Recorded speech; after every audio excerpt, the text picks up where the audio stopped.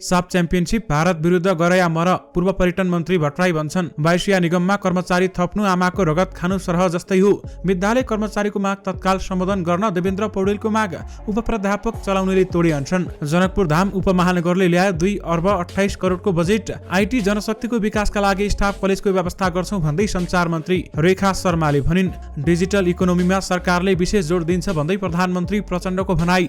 नागरिकता विधेयकमा सर्वोच्चले दिएको आदेशमा के छ, यसबारे महत्त्वपूर्ण जानकारी। नेपालमा हालसम्मकै धेरै परिणाममा एलएसडी ड्रग बरामद, विगतको जस्तो मलभाव हुन दिन्न भन्दै प्रधानमन्त्री प्रचण्डले भने। टाइटानिक हेर्न गएको टाइटन पण्डुबी विस्फोट हुँदा सबै 5 जनाको मृत्यु। पूर्व प्रधानमन्त्री लोकबहादुर चन्दकी पत्नीको निधन। काठमाडौँबाट राजस्थान जाँदै गरेको बस धादिङको गोल्छीमा दुर्घटना। बालकृष्ण खाँडलाई भेट्न कारागार पुगे परराष्ट्र मन्त्री साउद।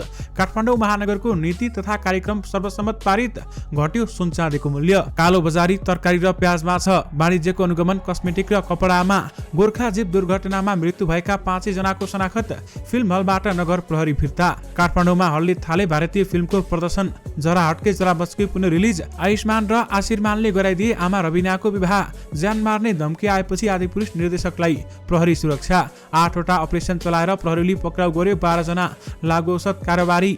यी हुन् नागरिकता विधेयक प्रमाणीकरणलाई अवैधानिक भन्न नमिल्ने ठहर गर्दा सर्वोच्चले टेकेका 3 आधार काठमाडौँ महानगरले गर्यो। 12 नगर प्रहरीलाई विभागीय कारबाही। 9 दिनपछि फैलियो देशभर मनसुन। महोत्तरीमा दिन थालियो जन्मसिद्धका सन्तानलाई नागरिकता। धनुषामा आइतबारदेखि आदिपुरुष बाहेकका हिन्दी फिल्म चलाउने चलचित्र संघको निर्णय। नेपाल वायुसेना निगममा कर्मचारी थप गर्नु नेपाल आमाको रगत खाए सरह हो भन्दै योगेश भट्टराईले भने। जेठ महिनामा 3800 विद्युतीय सवारी भित्रिए, 11 अर्ब 23 करोड बाहिरियो। नागरिकता विधेयक राष्ट्रपतिलाई प्रमाणीकरण गर्न लगाउने मन्त्री परिषदको सिफारिस फिर्ता गर्नुपर्छ भन्दै प्रेम सुवालले भने। पहिरोमा पुरिएर एकै परिवारका 4 जनाको मृत्यु। आवश्यकताको आधारमा बजेट विनियोजन भएको छ भन्दै प्रधानमन्त्री प्रचण्डले भने। सवारी दुर्घटनापछि 45,000 रियाल तिर्न नसक्दा साउदीमा एक नेपाली 8 वर्षदेखि बन्धक। देशभर फैलियो मनसुन, धेरै भारी वर्षाको सम्भावना। संविधानविद आचार्य अदालतको आदेश नमान्ने बालेनका पक्षमा। टाइटानिक हेर्न ज्यान गुमाएका 4 अर्बपति, जसले एकै टिकट किन्दा तिरेका थिए 3.25 करोड। मध्य प्रदेशको बजेट घटेको छैन, ठूला आयोजना त्यही बन्दैछन् भन्दै प्रधानमन्त्री प्रचण्डको भनाई।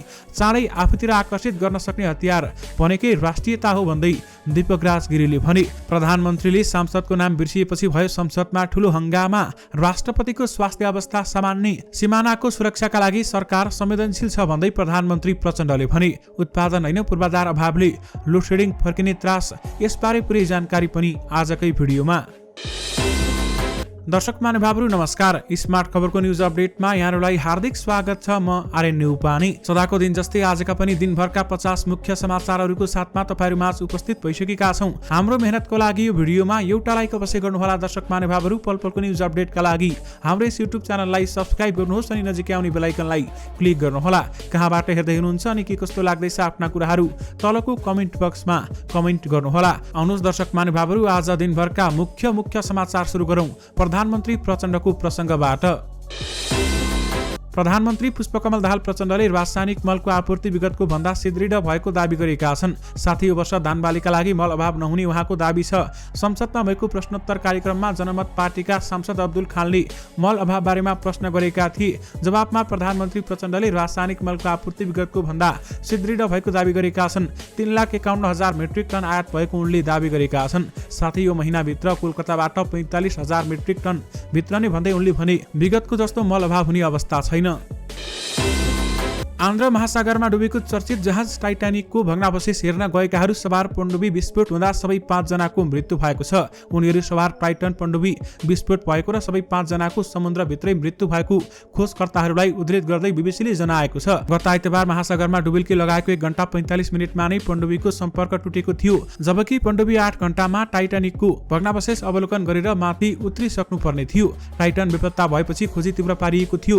त्यसै क्रममा खोजकर्ताहरूले टाइटन पण्डुबीका टुक्राहरू फेला परेका थिए। त्यसकै आधारमा उनीहरूले टाइटन विस्फोट भएको र सबै 5 जनाको मृत्यु भएको घोषणा गरेका हुन्। अमेरिकी जलसेनाले विस्फोटको आवाज सुनिएको बताएको बीबीसीले जनाएको छ भने टुर कम्पनी र ओसियन गेटको त्यो पण्डुबीमा पाकिस्तानी अरबपति 48 वर्षका शहजादा दाउद र उनका छोरा 19 वर्षका सुलेमान तथा बेलायती व्यवसायी हमिश हार्निङ, फ्रेन्च अन्वेषक पल अनर नार्जलेट र ओसियन गेटका प्रमुख कार्यकारी स्टाकन रस सवार थिए। टाइटानिकको भग्नावशेष समुद्रको 3000 2800 मिटरको गहिराईमा छ। त्यसैको 1600 फिट मुनि पण्डुबी टाइटनका 5 टुक्राहरू भेटिएको हो। सन् 1912 मा बेलायतबाट अमेरिकाका लागि हिँडेको टाइटानिक जहाज हिउँको ठूलो टुक्रासँग ठोकिएपछि समुद्रमा डुबेको थियो। 2200 जना सवार यो जहाजका 700 यात्रुको सकुशल उद्धार गरिएको थियो भने बाँकी 1500 जनाको मृत्यु भएको थियो। टाइटानिक जहाजको भग्नावशेष दुर्घटनाको 73 वर्षपछि सन् 1985 मा फेला परेको थियो। टाइटानिक 2 टुक्रामा विभाजित छ, तर एक टुक्राबाट अर्को टुक्रासम्मको दूरी 2600 मिटर रहेको छ। टाइटानिकको भग्नावशेष भएको ठाउँबाट नजिकको जमिनको क्यानाडाको न्युफाउन्डल्यान्ड 700 किलोमिटर टाढा रहेको छ। विशेष गरी टाइटानिक हेर्न गएको टाइटन पण्डुबी विस्फोट हुँदा सबै 5 जनाको मृत्यु भएको छ।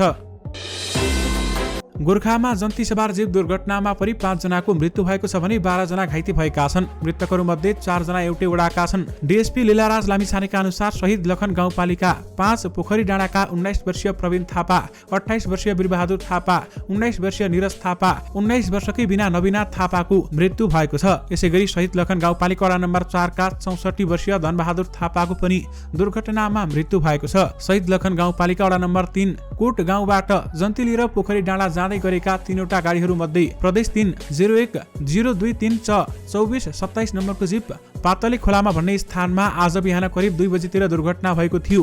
उक्त जीप घुम्ती सडकबाट अन्दाजी 250 मिटर तल भिरमा खसेको छ। दर्शक महानुभावहरू, जीपमा 19 जना सवार थिए भने दुर्घटनामा 12 जना घाइते भएका छन्। गोर्खा जीप दुर्घटनामा मृत्यु भएका 5 जनाको शनाखत पनि भइसकेको छ। काठमाडौँ महानगरपालिकाले फिल्म हलहरूबाट नगर प्रहरी फिर्ता गरेको छ। हिजो हलहरूमा 10-10 जना प्रहरी खटाएर हिन्दी फिल्म रोक्न आदेश दिएको महानगरले आज बिहान 8 बजे सबै नगर प्रहरी फिर्ता बोलाएको हो। काठमाडौँ महानगरका नगर प्रहरी प्रमुख राजु पाण्डेले भने, नेपाली जनताले बहिष्कार गरेपछि हामी हलमा फिल्म बन्द गर्न बस्नै परेन, त्यही भएर हलमा गएका नगर प्रहरी फिर्ता भएका हुन्। दर्शक महानुभावहरू, मेयर बालेन शाहले भने हिन्दी फिल्म आदिपुरुषमा सीताको बारेमा विवादास्पद संवाद राखेको भन्दै सबै हिन्दी फिल्म चलाउन रोक लगाएका थिए। तर उच्च अदालत पाटनले बिहिबार भारतीय चलचित्र लगायत सेन्सर बोर्डले स्वीकृत गरेका चलचित्रको प्रदर्शन नरोक्न अल्पकालीन अन्तरिम आदेश गरेको थियो। त्यस लगत्तै बालेनले अदालत र सरकार भारतको गुलाम भएको भन्दै विवादास्पद अभिव्यक्ति सार्वजनिक गरेपछि उनको आलोचना भइरहेको छ।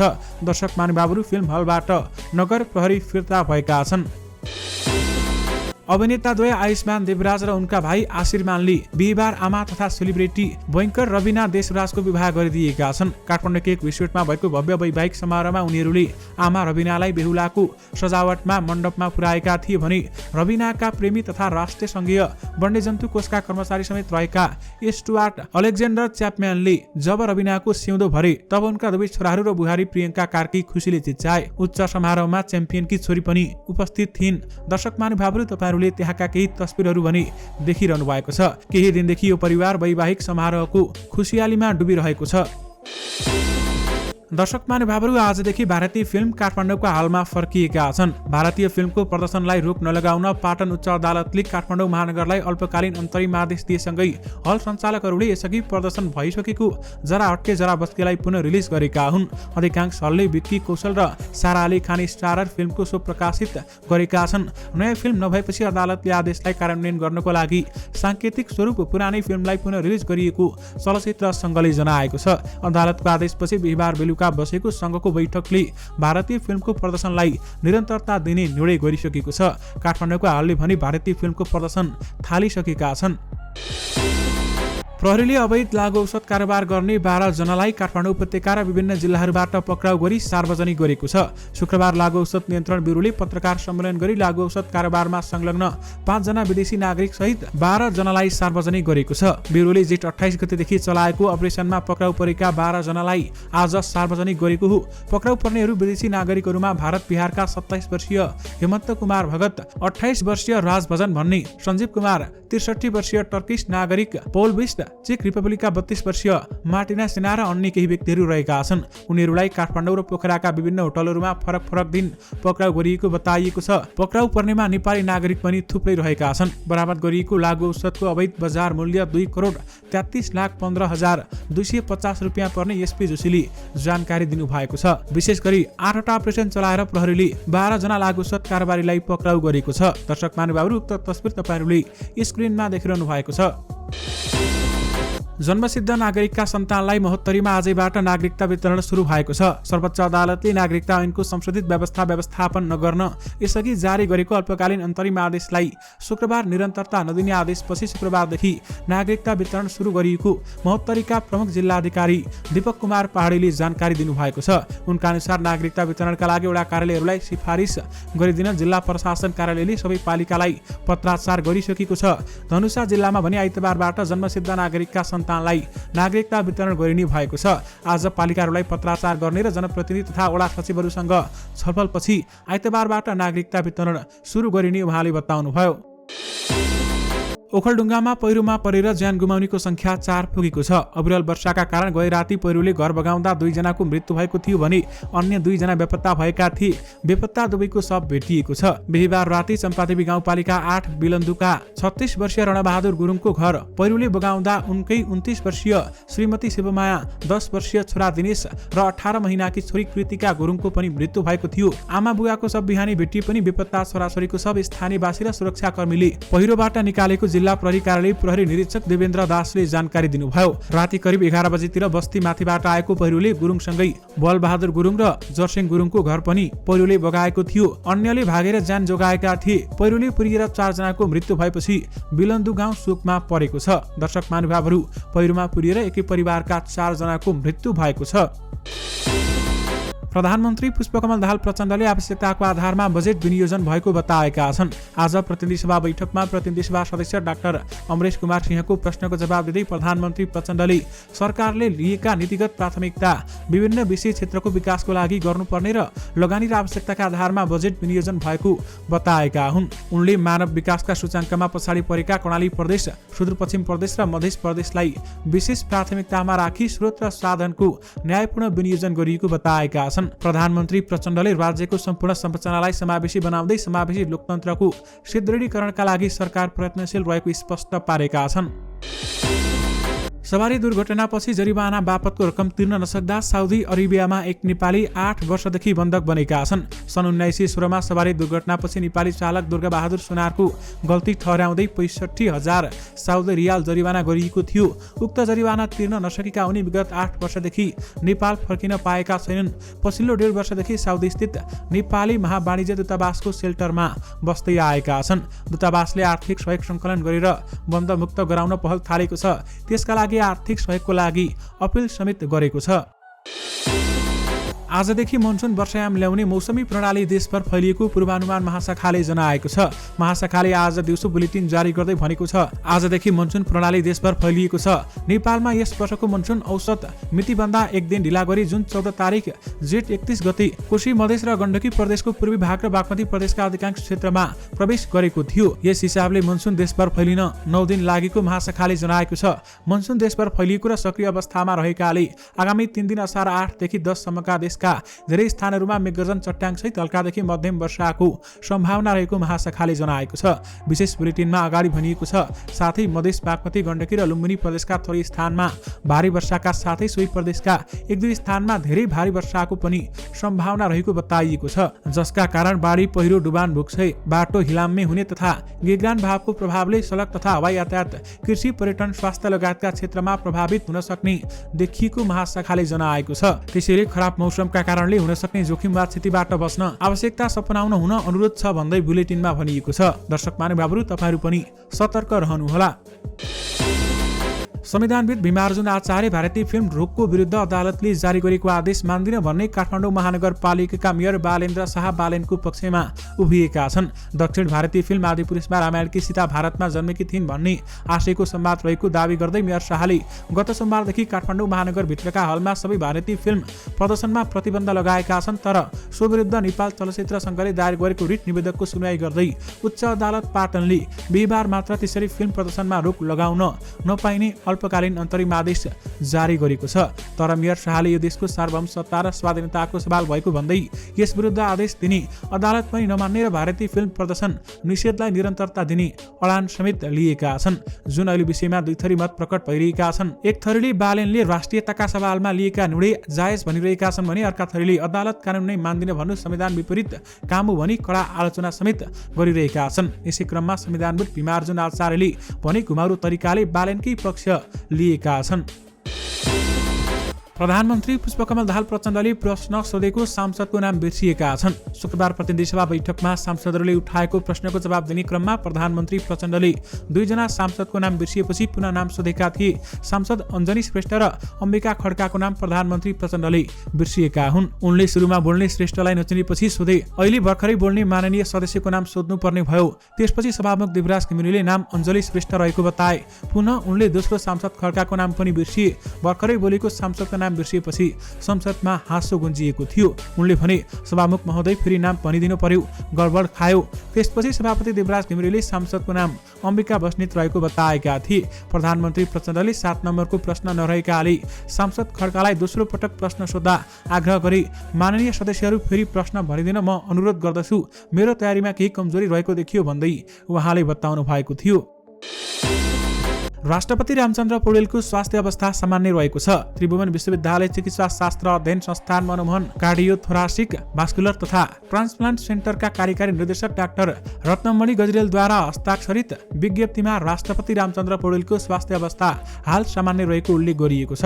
राष्ट्रपति रामचन्द्र पौडेल यही असार 2 गतेदेखि अस्पतालमा उपचाररत छन्। उनको मुटुमा पेसमेकर राखिएको छ। मुटुको चाल कम भएपछि चिकित्सकहरूले पेसमेकर जोडेका थिए। उनी अहिले अस्पतालमै आराम गरिरहेका छन्। त्यसअघि उनको शहीद गंगालाल हृदय केन्द्रमा बाँसबारीमा मुटुको एन्जियोप्लास्टी गरिएको थियो। नेपालमा अहिले उच्चतम विद्युत खपत 1900 मेगावाट हुँदा विद्युत उत्पादनको जडित क्षमता 27 मेगावाट रहेको छ। सरकारको प्रक्षेपण अनुसार आर्थिक वर्ष 2082-83 मा नेपालको उच्चतम खपत 2482 मेगावाट पुग्दा जडित क्षमता 4863 मेगावाट पनि पुग्नेछ। नेपालमा जसरी विद्युत उत्पादनको दर बढ्दैछ त्यसरी तुलनामा विद्युत आपूर्तिको माध्यम प्रसारण लाइन र वितरण लाइनको क्षमता बढेको छैन। यसले विगतमा उत्पादन नै कम भएर लोडसेडिङ भोगेको नेपाललाई भविष्यमा विद्युत प्रसारण र वितरणको पूर्वाधार अभावले पनि फेरि लोडसेडिङमा धकेल्ने डर पैदा हुन थालेको छ। यस्तो त्रास सृजना गर्न पछिल्ला केही महिनामा बिजुली आपूर्तिमा देशभर देखिएका समस्या प्राप्त बनेका छन्। विशेष गरी नेपालको पश्चिमी भेगमा बढेको बिजुली आपूर्तिको समस्याले सीमा नै नाग्न लागिसक्यो। उत्पादन होइन, पूर्वाधार अभावले लोडसेडिङ फर्कने त्रास बढेको छ। 14औं संस्करणको साफ च्याम्पियनसिपमा आफ्नो दोस्रो खेलमा नेपालले शनिबार घरेलु टोली भारतसँग खेल्दैछ। बेंगलुरु स्थित श्री कान्ति रवा स्टेडियममा भारत विरुद्ध उत्रदा नेपाल गरया मरेको अवस्थामा छ। पहिलो खेलमा कुवेतसँग पराजित भएको नेपाललाई सेमिफाइनल पुग्ने सम्भावना कायम राख्न भारतसँगको हार टार्नु पर्नेछ। भारतसँग पराजित भएमा नेपाल समूहको चरणमै बाहिरिने डर छ भने नेपालले पहिलो खेलमै कुवेतसँग 3-1 ले पराजित भएको थियो भने अर्को खेलमा भारतले सुनिल छेत्रीको ह्याट्रिक मद्दतमा पाकिस्तानलाई 4-0 ले हराएर शानदार सुरुवात गरेको थियो। साफ च्याम्पियनसिपमा भारत विरुद्ध गरया मरेको अवस्था रहेको छ। पूर्व पर्यटन मन्त्री तथा नेकपा एमालेका सांसद योगेश कुमार भट्टराईले नेपाल वायुसेना निगममा नयाँ कर्मचारी भर्ती गर्नु नेपाल आमाको रगत खाए जस्तै भएको टिप्पणी गरेका छन्। आर्थिक भारले थला पर्न लागेको निगममा अहिलेको सरकार र मन्त्रीले कर्मचारी भर्ना गरिरहेको आरोप लगाउँदै उनले निगममा थप कर्मचारी भर्ना गर्नु नेपाल आमाको रगत खाए जस्तै हुने टिप्पणी गरेका छन्।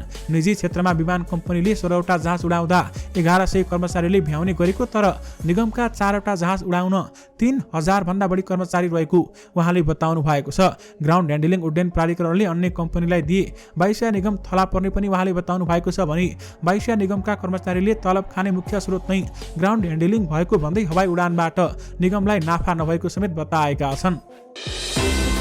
सत्तारूढ नेकपा माओवादी केन्द्रका सांसद एवं पूर्व शिक्षा मन्त्री देवेन्द्र पौडेलले विद्यालय कर्मचारीको समस्या तत्काल समाधान गर्न सरकारसँग माग गरेका छन्। सार्वजनिक विद्यालय सुधार अभियानलाई सार्थक बनाउन पनि विद्यालय कर्मचारी र शिक्षकहरूसँग विगतमा गरिएका सहमतिको कार्यान्वयनमा सरकारले ढिलाइ गर्न नहुने उनको तर्क थियो। उनले भनेका छन्, विद्यालय सुधार्नका निम्ति महत्त्वपूर्ण जिम्मेवारी प्राप्त गरेका शिक्षकहरूलाई सम्मानित गरेर शिक्षकका मागहरू सुधार गरेर विद्यालय कर्मचारीका समस्याहरू समाधान गरेर सार्वजनिक विद्यालय सुधार अभियानमा अगाडि बढ्नका निम्ति म सम्माननीय सभामुख महोदय मार्फत नेपाल सरकार र सम्बन्धित निकायलाई गम्भीर ध्यानाकर्षण गर्न चाहन्छु भन्दै उहाँले बताउनुभयो। त्रिभुवन विश्वविद्यालयका उपप्राध्यापक प्रेम चलाउनेले अनसन तोडेका छन्। चितवनकी होमकुमारी बरालले चलाउनेलाई दही खुवाएर अनसन तोडाएकी हुन्। उनी आजै चितवनबाट काठमाडौँ आएकी हुन्। चलाउनेमाथि कुटपिट हुँदा त्यति बेलामा होमकुमारी बरालले नै बचाएकी थिइन्। उनी 5 दिनदेखि त्रिभुवन विश्वविद्यालयको कुलपति कार्यालय अगाडि अनसन बस्दै आएका थिए। सर्वोच्च अदालतले बिहीबार चलाउनेमाथि आक्रमण गर्नेहरू विरुद्धको मुद्दा फिर्ता लिने निर्णय कार्यान्वयन नगरी यथास्थितिमा राख्नु भनी आदेश दिएको थियो। त्यसैले आफूले अनसन स्थगित गरेको उहाँले बताउनु भएको छ। चलाउनेले आक्रमण गर्ने सङ्घका कार्यकर्ताहरू विरुद्धको मुद्दा फिर्ता लिने निर्णय मन्त्री परिषद बैठकले गरेपछि चलाउने त्यस विरोधमा उनी अनसनमा बसेका थिए। उपप्राध्यापक चलाउनेले भने अहिले अनसन तोडेका छन्। प्रधानमन्त्री पुष्पकमल दाहाल प्रचण्डले डिजिटल इकोनोमीमा सरकारले विशेष जोड दिइरहेको बताएका छन्। आज काठमाडौँमा आयोजित एक कार्यक्रमलाई सम्बोधन गर्दै उहाँले यस्तो बताउनु भएको हो। सरकारले डिजिटल नेपालको लागि आवश्यक पूर्वाधार विकासमा जोड दिएको छ। राज्यको पहुँच नपुगेको दुर्गम क्षेत्रका सर्वसाधारणलाई समेत यसमार्फत जीवनस्तर उकास्न आवश्यक पहल गरिएको छ। डिजिटल इकोनोमीमा जोड दिने सरकारको अभिप्राय छ। उनले डिजिटल इकोनोमीमा सरकारले विशेष जोड दिँदै आए पनि नेपालको भौगोलिक अवस्थाका कारण सोचे अनुरूपको विकास हुन नसकेको बताएका छन्। डिजिटल इकोनोमीमा सरकारले विशेष जोड दिन्छ भन्दै प्रधानमन्त्री प्रचण्डको भनाइ छ। नागरिकता विधेयकमा सर्वोच्चले दिएको आदेशमा के भनिएको छ त? सर्वोच्च अदालतले बिहिबार नागरिकता विधेयक प्रमाणीकरण गर्ने राष्ट्रपतिको निर्णय कार्यान्वयन नगर्न दिएको अन्तरिम आदेशलाई निरन्तरता दिएन। यससँगै संविधान अनुसार जन्मसिद्धका सन्तानले वंशजको नागरिकता पाउने बाटो हुने खुलिसकेको छ। न्यायाधीश आनन्दमोहन भट्टराई र कुमार रेग्मीको संयुक्त इजलासले संसदबाट दुई पटक पारित भएको नागरिकता विधेयक प्रतिनिधि सभाको कार्यकाल सकिएपछि निष्क्रिय भएको वा शून्यमा गयो भन्न नमिल्ने ठहर गरेको छ। साथै तत्कालीन राष्ट्रपतिले संविधान बमोजिम प्रमाणीकरण नगर्दा सृजित संवैधानिक शून्यता एवं जटिलता समेतलाई दृष्टिगत गरी प्रमाणीकरण गरेको पाइएको आदेशमा उल्लेख गरिएको छ। यो प्रमाणीकरणलाई प्रथम दृष्टिमा असंवैधानिक भन्न मिल्ने अवस्था नदेखिएको ठहर गर्दै इजलासले अन्तरिम आदेशलाई निरन्तरता दिएन। यससँगै अब नागरिकता विधेयक कार्यान्वयनको बाटो भने खुलेको छ। नेपालमा हालसम्मकै ठूलो परिणाममा अवैध लागु औषध लाइसर्जिक डाइथेरामाइड एसिड LSD बरामद भएको छ। लागु औषध नियन्त्रण ब्युरो NCBले चलाएको विशेष अपरेसनका क्रममा प्रहरीले 10,130 पिस LSD सहित 5 जनालाई पक्राउ गरेको छ। ब्युरोका SP चक्रराज जोशीका अनुसार प्रहरीले 5 असारमा ठमेलबाट सुगम मैनालीलाई 7 पिस LSD सहित पक्राउ गरेको थियो। उनी मार्फत अनुसन्धान गर्दै जाँदा ठमेलबाट मुखिया गुरुङ, पोखराबाट चेक रिपब्लिकन नागरिक मार्टिन सेरेना र वचन भर्ने राज गौतम पक्राउ परेका थिए। दर्शक महानुभावहरू 10,130 पिस LSD सहित 5 जनालाई पक्राउ गरिएको भने यसको बजार मूल्य 2 करोड रुपियाँ भन्दा माथि रहेको छ। राष्ट्रिय प्रजातन्त्र पार्टीका संस्थापक नेता तथा पूर्व प्रधानमन्त्री लोकेन्द्र बहादुर चन्दलाई पत्नी शोक परेको छ। उनकी धर्मपत्नी दिव्यश्वरी चन्दको 82 वर्षको उमेरमा आज शुक्रबार बिहान निधन भएको हो। उच्च रक्तचाप, पक्षघात लगायत रोगबाट पीडित चन्दको उपचारका क्रममा त्रिभुवन विश्वविद्यालय शिक्षण अस्पताल महाराजगञ्जमा आज शुक्रबार बिहान निधन भएको राप्रपाका प्रवक्ता मोहन श्रेष्ठले जानकारी दिनुभएको छ। दिव्यश्वरी स्थित पशुपति स्थित आर्यघाटमा अन्त्येष्टि गरिएको छ। काठमाडौँबाट भारतको राजस्थान जाँदै गरेको यात्रु बस धादिङको गोल्छीमा दुर्घटना भएको छ। दुर्घटनामा केही यात्रुहरू घाइते भएका र तीमध्ये एकजना बच्चाको अवस्था गम्भीर रहेको जिल्ला प्रहरी कार्यालय धादिङले जनाएको छ। AR06 E7031 नम्बरको बस आज बिहान 8:55 बजे गल्छी गाउँपालिकाबाट 7 को गल्छी मोडमा अनियन्त्रित भएर दुर्घटना भएको हो। जिल्ला प्रहरी कार्यालय धादिङका DSP सन्तु जयसवालका अनुसार बसमा 30 जना यात्रु सवार थिए। तीमध्ये केही घाइते भएका र उनीहरूलाई अस्पताल पठाइएको उनले जानकारी दिएका छन्। घाइतेहरू 10-12 वर्षको एकजना बच्चाको अवस्था भने गम्भीर रहेको DSP जयसवालले बताउनु भएको छ। भुटानी शरणार्थी प्रकरणमा पूर्वपक्षका लागि थुनामा रहेका पूर्व गृहमन्त्री एवं कंग्रेस नेता बालकृष्ण खाँडलाई भेट्न परराष्ट्र मन्त्री NP चौध केन्द्रीय कारागार सुन्धारा पुगेका छन्। बिहिबार बिहान करिब 10 बजे कारागार पुगेर करिब आधा घण्टा चौधले खाँडसँग भेटघाट गरेको कारागार प्रशासनले बताएको छ। भेटका क्रममा समसामयिक राजनैतिक विषयमा कुराकानी भएको स्रोतले जनाएको छ। बिहिबारै कंग्रेस सहमहामन्त्री विष्मराज आङदाङबे र महेन्द्र यादवले पनि खाँडसँग भेटघाट गरेका छन्। बुधबार लुम्बिनी प्रदेशका मुख्यमन्त्री दिल्ली बहादुर चौधरीले पनि खाँडलाई भेटेका थिए। काठमाडौँ महानगरपालिकाको आगामी आर्थिक वर्ष 2080-81 को नीति तथा कार्यक्रम पारित भएको छ। शुक्रबार राष्ट्रिय सभागृहमा बसेको नगरसभाबाट आगामी आर्थिक वर्षको नीति तथा कार्यक्रम पारित भएको हो। सांस्कृतिक शहर समृद्ध महानगरको नारासहित आएको नीति तथा कार्यक्रममा 17 जना कार्यपालिका सदस्यहरूले आफ्नो धारणा राखेका थिए। यद्यपि काठमाडौँ महानगरको नीति तथा कार्यक्रम भने पारित भएको छ। आज सुन र चाँदीको मूल्य घटेको छ। नेपाल सुन चाँदी व्यवसायी महासंघका अनुसार सुनको मूल्य तोलामा 700 र चाँदीको मूल्य तोलामा 25 रुपैयाँले घटेको छ। आज छापावाला सुनको मूल्य 1,10,500 बाट घटेर 9,800 रुपियाँ प्रति तोला कायम भएको छ। यसैगरी तेजाबी सुनको मूल्य 1,09,950 बाट घटेर 1,09,300 रुपियाँ कायम भएको छ। सरकारले मूल्य अभिवृद्धि कर भ्याट लगाएपछि अहिले बजारमा प्याजको चरम मूल्य वृद्धि भइरहेको छ। एक असारमा वाणिज्य आपूर्ति तथा उपभोक्ता संरक्षण विभागले विज्ञप्ति जारी गरेर प्याज लगायतका वस्तुको उच्च मूल्यमा बिक्री गर्ने कार्य नगर्न विक्रेताहरूलाई सचेत पनि गराए। तर वाणिज्यको विज्ञप्तिले न त बजारमा प्याजको आपूर्ति सहज भयो न त मूल्य नियन्त्रण। यस्तोमा बजार अनुगमन गरेर सहज आपूर्ति र मूल्य नियन्त्रण गर्नुपर्ने हो। तर वाणिज्य विभाग प्याजलाई विज्ञप्तिको जिम्मा लगाएर कपडा र मदिराको बजारमा अनुगमन गर्न निस्किएको छ।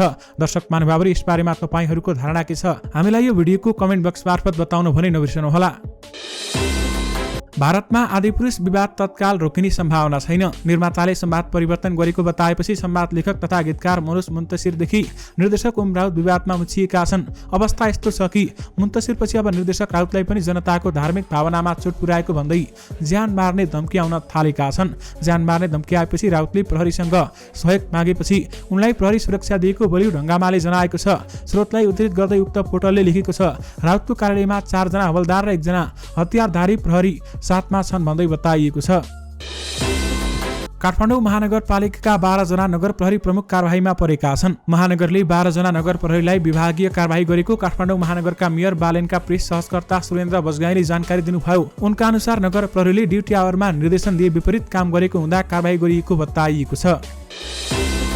पछिल्लो महिनामा विद्युतीय सवारी आयातमा तीव्रता आएको छ। सञ्चार विभागको तथ्याङ्क अनुसार जेठ महिनामा मात्र 3870 वटा विद्युत कार भ्यान जीप आयात भएको छ भने पेट्रोलियम गाडीको आयातमा कठिनाई भएसँगै व्यवसायीहरू विद्युतीय गाडीतर्फ आकर्षित भएका हुन्। विभागका अनुसार यस अवधिमा अधिकतम 3752 वटा 100 किलोवाट भन्दा कम ब्याट्री पावरका विद्युतीय सवारी आयात भएको बताइएको छ। त्यसकारण 11 अर्ब 23 करोड बाहिरिएको पनि बताइएको छ। नेपाल मजदुर किसान पार्टीका सांसद प्रेम सुवालले राष्ट्रपतिलाई नागरिकता विधेयक प्रमाणीकरण गराउने अथवा लगाउने मन्त्री परिषदको सिफारिस तत्काल फिर्ता लिन प्रधानमन्त्री पुष्पकमल दाहाल प्रचण्डसँग आग्रह गरेका छन्। तत्कालीन राष्ट्रपति विद्यादेवी भण्डारीले प्रमाणीकरण गरेको सो विधेयक संवैधानिक र कानुनी हिसाबले प्रधानमन्त्री पुष्पकमल दाहालले प्रमाणीकरणका लागि राष्ट्रपति रामचन्द्र पौडेललाई सिफारिस गर्न नमिल्ने भएकाले त्यसलाई तत्काल फिर्ता लिनुपर्ने उनको तर्क थियो। अभिनेता एवं फिल्म निर्माता दीपकराज गिरीले दक्षिण भारतीय फिल्म आदिपुरुषले हाम्रो देशमा सृजना गरेको विवादप्रति चिन्ता प्रकट गरेका छन्। उक्त फिल्ममा रामायणकी सीता भारतमा जन्मेको आशयको संवाद रहेको दावी गर्दै काठमाडौँ महानगरपालिकाका मेयर बालेन शाहले भारतीय फिल्म प्रदर्शनमा लगाएको प्रतिबन्ध विरुद्ध उच्च अदालत पाटनले अल्पकालीन अन्तरिम आदेश जारी गरेपछि नेपाली समाज 2 कितामा विभाजन भइसकेको छ। यद्यपि चाँडै आफूतिर आकर्षित गर्न सक्ने हतियार भनेकै राष्ट्रियता भन्दै दीपकराज गिरीले बताउनु भएको हो। प्रधानमन्त्री पुष्पकमल दाहाल प्रचण्डले सिमानाको सुरक्षाका लागि सरकार संवेदनशील रहेको बताएका छन्। आज प्रतिनिधि सभा बैठकमा सांसद अशोक कुमार चौधरीको प्रश्नको जवाब दिँदै प्रधानमन्त्री प्रचण्डले देशको सिमानाको सुरक्षामा सरकार संवेदनशील रहेको बताएका हुन्। उनले देशको सार्वभौमसत्ता, राष्ट्रिय स्वतन्त्रता, भौगोलिक अखण्डता, राष्ट्रिय एकता लगायतका राष्ट्रिय हितको रक्षाका लागि पनि सरकार संवेदनशील र प्रयत्नशील रहेको बताएका छन्। उनले अन्तर्राष्ट्रिय सीमा सुरक्षालाई थप सबल, सुदृढ र प्रभावकारी बनाउन सीमा स्तम्भहरूको नियमित मर्मत सम्भार गर्दै जाने विषय सरकारको प्राथमिकतामा रहेको बताउनुभयो। जनकपुर धाम उपमहानगरपालिकाले आगामी आर्थिक वर्ष 2080-81 का लागि बजेट 2 अर्ब 28 करोड 36,69,290 बजेट ल्याएको छ। शुक्रबार भएको 10औं नगरसभा उपप्रमुख किशोरी शाहले शिक्षा, स्वास्थ्य, कृषि, भौतिक पूर्वाधार लगायत अथवा सबैलाई समेटेर उक्त बजेट प्रस्तुत गरेका हुन्। सञ्चार तथा सूचना प्रविधि मन्त्री रेखा शर्माले सबै नागरिक सामु सूचना प्रविधिको पहुँच पुर्याउन सरकारले निरन्तर काम गरिरहेको बताएकी छन्। डिजिटल नेपाल कन्क्लेभ 2023 को उद्घाटन समारोहमा बोल्दै सञ्चार मन्त्री शर्माले सो कुरा बताएकी हुन्। सरकारी सेवामा भएका आइटी जनशक्तिको विकासका लागि स्टाफ कलेजको व्यवस्था गर्ने उनले बताएकी छन् भने हामी सरकारी सेवामा भएका आइटी जनशक्तिको विकासका लागि छुट्टै सभा अथवा छुट्टै कलेजको व्यवस्था गर्छौं भन्दै उहाँले बताउनुभयो। दर्शक महानुभावहरू, यससँगै तपाईहरुमा आज दिनभरका सबै मुख्य समाचारहरू राखिसकेका छौं। फेरि पनि तपाईहरुमा नयाँ मुख्य समाचारहरूको साथमा उपस्थित हुनेछौं। अहिलेलाई भने मलाई बिदा दिनुहोस्। नमस्कार।